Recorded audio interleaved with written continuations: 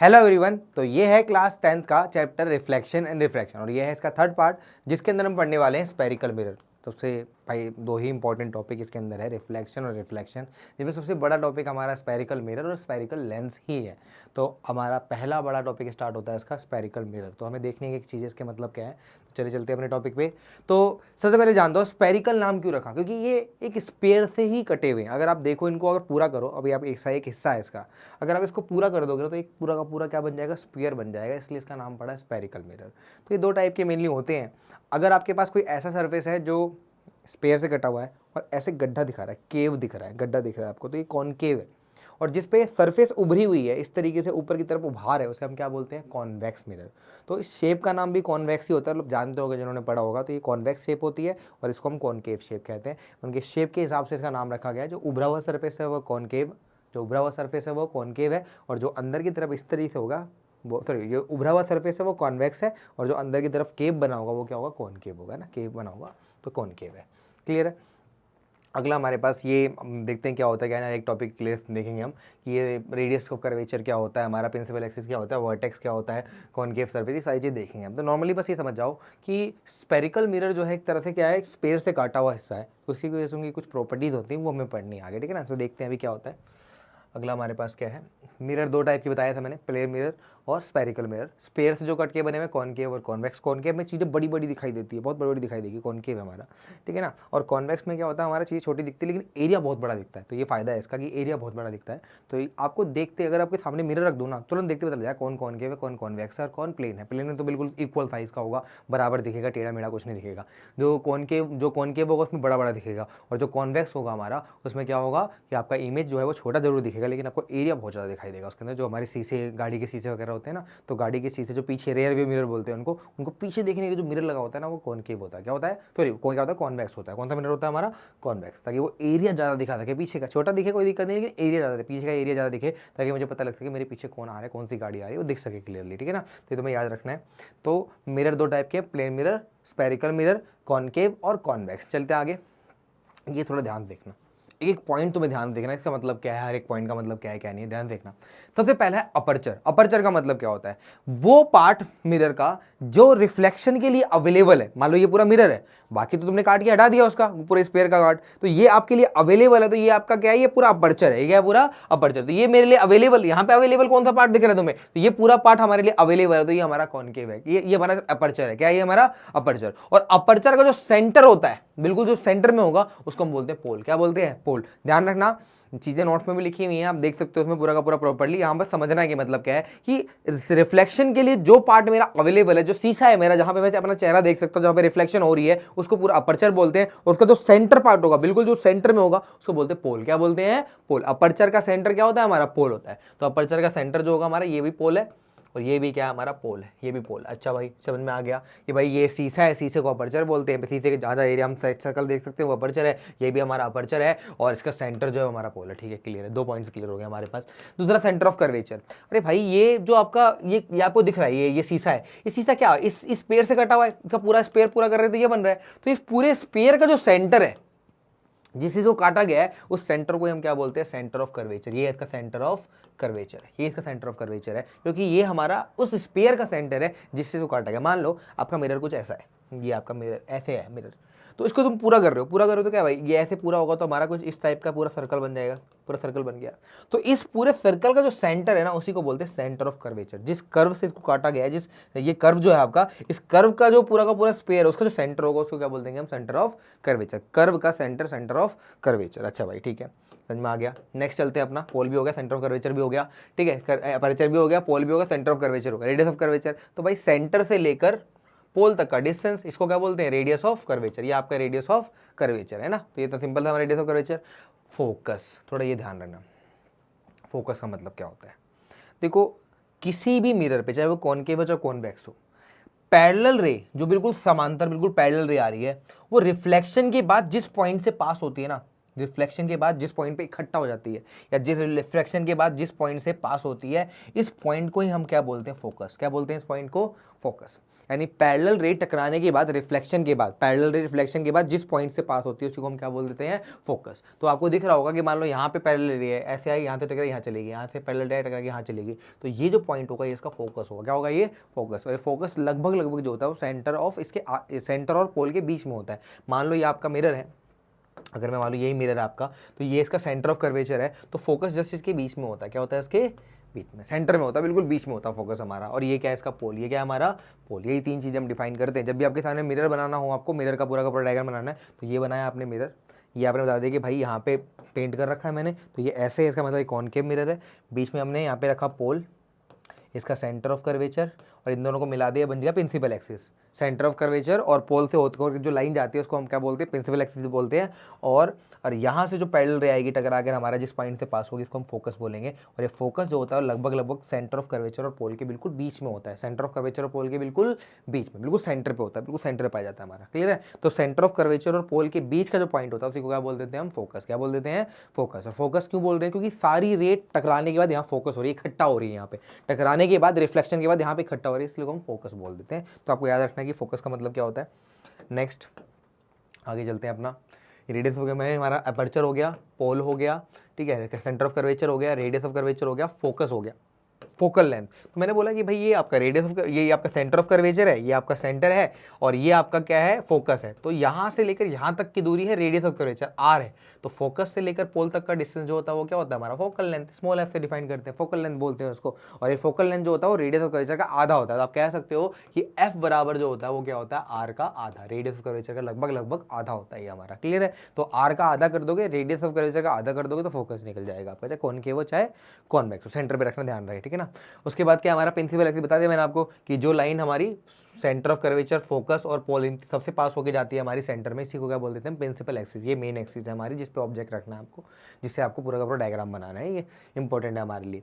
फिर object distance, अगर मान लो आपने यहाँ पे ऑब्जेक्ट रख दिया, तो ये ऑब्जेक्ट का देखो डिस्टेंस याद रखना, हमेशा पोल से नापते हैं। एक बार दिमाग में डाल लो कि डिस्टेंस की शुरुआत जो होती है नापने की, वो पोल से स्टार्ट होती है। तो पोल से लेकर ऑब्जेक्ट तक का डिस्टेंस यू है, ये ऑब्जेक्ट है, तो पोल से लेकर ऑब्जेक्ट तक का डिस्टेंस जो है वो यू कहलाता है। और पोल से लेकर इमेज मान लो यहां बन रही है, तो पोल से लेकर इमेज तक का जो डिस्टेंस होता है वो क्या होता है, वी। क्या होता है वो, वी। यानी पोल से लेकर ऑब्जेक्ट तक का डिस्टेंस यू होता है, और पोल से लेकर इमेज तक का डिस्टेंस क्या होता है हमारा, वी। तो तीन लेंथ, चार लेंथ हमारे काम आती है। आर मतलब रेडियस ऑफ कर्वेचर, जो सेंटर से लेकर, अगर मैं इसका नाम सी रखता हूं तो सी और पी, सी पी हो सकता है, पोल से लेकर सेंटर तक की दूरी, ठीक है। अगर मैं फोकल लेंथ की बात करूं, फोकल लेंथ की वैल्यू क्या होती है हमारी, सी और एफ की दूरी, सी से लेकर एफ की दूरी, ठीक है ना।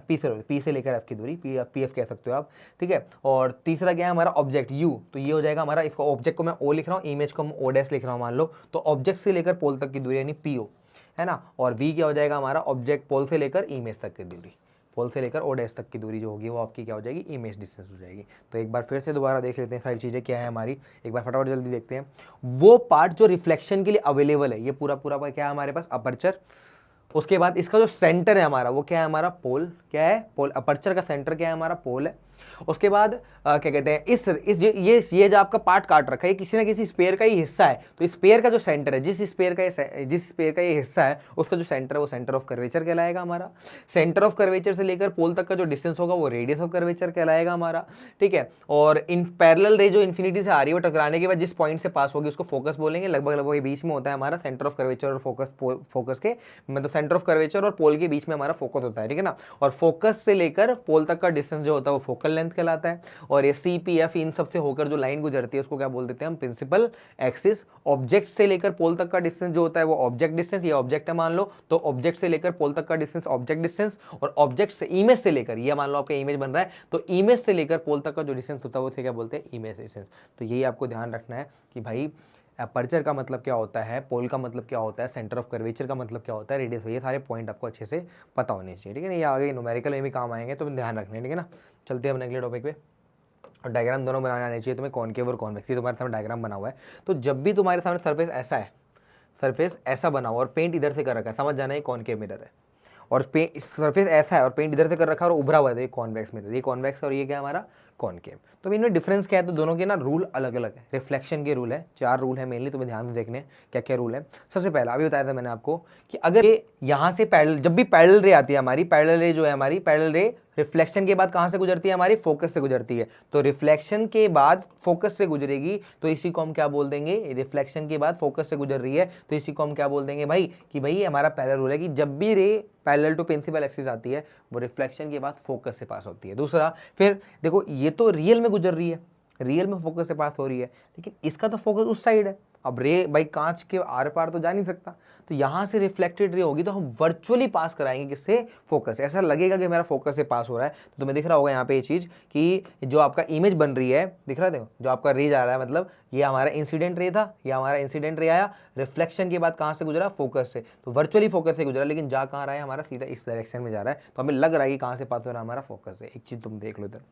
आपने पढ़ा था कि एंगल ऑफ इंसिडेंस हमेशा एंगल ऑफ रिफ्लेक्शन के होता है। तो अगर प्लेन मिरर में आई और आर बनाना तो कैसे बनाओगे, तो एक बात समझो, देखो आपने पढ़ा होगा कि ये आपका सरफेस है, ये आपका प्लेन मिरर है, और यहाँ पे आपका ये इंसिडेंट रे आया, यहाँ पे रिफ्लेक्टेड रे आया। अगर आई और आर बनाना है तो मुझे एक नॉर्मल खींचना पड़ेगा, तो ये हो गया हमारा आई और ये हमारा क्या हो गया, आर। तो यहाँ पे आई और आर जो होते हैं दोनों के दोनों बराबर होते हैं आपस में, आई और आर दोनों बराबर होते हैं आपस में। क्लियर है, ये तो क्लियर होगा आपको। लेकिन अगर स्पेरिकल मिरर है, इस तरह का स्पेरिकल मिरर है, ऐसे है मान लो, यही मान लो भी स्पेरिकल मिरर है, तो इसमें कैसे बनाएंगे, तो देखो इसका जो नॉर्मल होता है ना, वो कैसे खींचते हैं, तो ये एक सर्कल में जो उसका टेंजेंट होता है, टेंजेंट पे सेंटर से जो लाइन खींचती है वो नॉर्मल होती है। तो इसमें हम ऐसा मानते हैं कि भाई इस पॉइंट पे कि प्लेन मिरर की तरह बिहेव कर रहा है, और यहाँ पे अगर परपेंडिकुलर डालना है मुझे, इस पॉइंट पे मुझे परपेंडिकुलर डालना है, तो परपेंडिकुलर कहाँ से डलेगा, इसके सेंटर से। कहाँ से डलेगा, सेंटर से। इसलिए ध्यान रखना कि स्पेरिकल मिरर में जो नॉर्मल खींचता है, नॉर्मल जो हमारा डलेगा, ये जो नॉर्मल है हमारा, वो नॉर्मल हमेशा कहाँ से डलता है, सेंटर ऑफ कर्वेचर से। याद रखना कि मान लो आपके सामने कोई स्पेरिकल मिरर बना रहा है, इस तरीके से स्पेरिकल मिरर बना रहा है, आपसे कहता है कि भाई कोई रे ऐसे आ रही है, टकरा कर ऐसे जा रही है, तो यहाँ पे आई और आर कहाँ होगा, तो मान लो ये आपका सेंटर ऑफ कर्वेचर, ये फोकस है, तो सेंटर ऑफ कर्वेचर से जो लाइन खींचेगी ये आपकी नॉर्मल होगी, और यहाँ पे आई बराबर किसके होगा, हमारे आर के। तो तुम्हें ध्यान रखना है कि स्पेरिकल मिरर में जो नॉर्मल डलता है, नॉर्मल जो खींचता है, वो हमेशा कहाँ से खींचता है, सेंटर ऑफ कर्वेचर से। क्लियर है भाई, चलो चलते हैं अपने आगे। तो पहला तुम्हें रूल समझ में आ गया होगा कि पैरेलल रे टकराने के बाद कहाँ से गुजरती है, फोकस से। तो कॉनकेव में वो रियल में पास होती है, कॉन्वेक्स में क्या होता है, वर्चुअली पास होती है। कैसे पास होती है, वर्चुअली। क्लियर है, पहला रूल हो गया हमारा। पहला रूल पैरेलल गया, फोकस से गुजरा। दूसरा उल्टा है, फोकस से गुजरा तो क्या हो गया, पैरेलल। अगर रे ऐसे होती, ऊपर की तरफ जा रही होती, तो क्या हो जाती है हमारी, पैरेलल हो जाती है। दोनों एक दूसरे के अपोजिट रूल है। देख लेते हैं नेक्स्ट रूल क्या है हमारा। अगला रूल क्या दिख रहा है कि ये फोकस से ही पास हो गया। अब की बार रे जो है हमारी वो फोकस से ही पास हो रही है, फोकस कोई क्रॉस कर रही है, तो अगर फोकस से क्रॉस होगी टकराने के बाद क्या हो जाएगी हमारी, पैरेलल। क्या हो जाएगी, पैरेलल। यानी रे पैरेलल आएगी तो फोकस से गुजरेगी, और फोकस से गुजरेगी तो क्या हो जाएगी, पैरेलल। ये एक दूसरे के अपोजिट रूल है बिल्कुल। तो ये भी देखो, ये रेल में तो फोकस की तरफ जा नहीं सकता, तो ऐसा लग रहा है कि कहाँ की तरफ जाने की कोशिश कर रहा है, अप्रोच कर रहा है कि इसको फोकस को जाने की तरफ कर रहा है, फोकस की तरफ कोशिश कर रहा है। तो अगर फोकस की तरफ जाएगा तो टकरा के क्या हो जाएगा हमारा, पैरेलल टू प्रिंसिपल एक्सिस। दोनों रूल ध्यान रखने हैं आपको, डायग्राम बना लेने अच्छी तरीके से। नेक्स्ट चलते हैं अपने अगले पे। अगला क्या है, अ रे is passing through centre of curvature, it reflect back in the same path after reflection. भाई अगर सेंटर ऑफ कर्वेचर से कोई लाइन पास होती है, सेंटर ऑफ कर्वेचर से कोई लाइन पास होती है, तो जैसे जाती है वैसे टकराकर वापस लौट जाती है। मतलब ऐसे आ रही है तो वापस भी इसी डायरेक्शन में जाएगी। क्यों, ऐसा क्यों हुआ, क्योंकि भाई ये चीज समझो ना कि नॉर्मल के ऊपर कोई रे अगर आ रही है, मान लो ये नॉर्मल है और नॉर्मल के ऊपर ही कोई रे आ रही है, तो एंगल ऑफ इंसिडेंस 0 डिग्री है, तो एंगल ऑफ रिफ्लेक्शन भी तो 0 डिग्री ही होगा। तो जैसे आ रही है वैसे ही वापस लौट जाएगी। और आपको पता है कि जो स्पेरिकल मिरर होते हैं उसका नॉर्मल सेंटर ऑफ कर्वेचर से ही पास होता है। तो एक तरीके से ये नॉर्मल है, क्या ये नॉर्मल है। और नॉर्मल के ऊपर अगर कोई रे आ रही है, इसी के ऊपर कोई रे आ रही है, तो जैसे आएगी वैसे ही चली जाएगी, क्योंकि एंगल ऑफ इंसिडेंस अगर 0 डिग्री है तो एंगल ऑफ रिफ्लेक्शन भी 0 डिग्री ही होगा। इसी वजह से ऐसा होता है। क्लियर है भाई। तो सेंटर ऑफ कर्वेचर की तरफ अगर कोई जा रही होगी तो जैसे जाएगी वैसे ही लौट जाएगी, जैसे आएगी उसी पाथ पे लौट जाएगी, कहीं भी मुड़ने वाली नहीं है, कहीं पाथ नहीं मुड़ेगी बिल्कुल भी। ठीक है ना, ध्यान रखना तुम्हें। नेक्स्ट हमारा क्या, अगला रूल क्या है हमारा, अगर रे पोल पे गिर रही है, तो पोल क्या है हमारा, देखो ये सेंटर ऑफ कर्वेचर से लाइन होगी हमारी बिल्कुल सीधी। तो सेंटर ऑफ कर्वेचर की लाइन अगर नॉर्मल यहाँ है तो जितना एंगल आई होगा उतना एंगल आर होगा, तो आई बराबर क्या होगा हमारा आर। तो पोल के ऊपर अगर लाइट गिरती है तो जिस एंगल से इंसिडेंस होती है उसी एंगल से रिफ्लेक्शन होती है, यानी आई और आर को फॉलो करती है। तो 4 रूल हो गया, पैरेलल आया तो फोकस से गुजरा, फोकस से गुजर गया तो पैरेलल हो गया।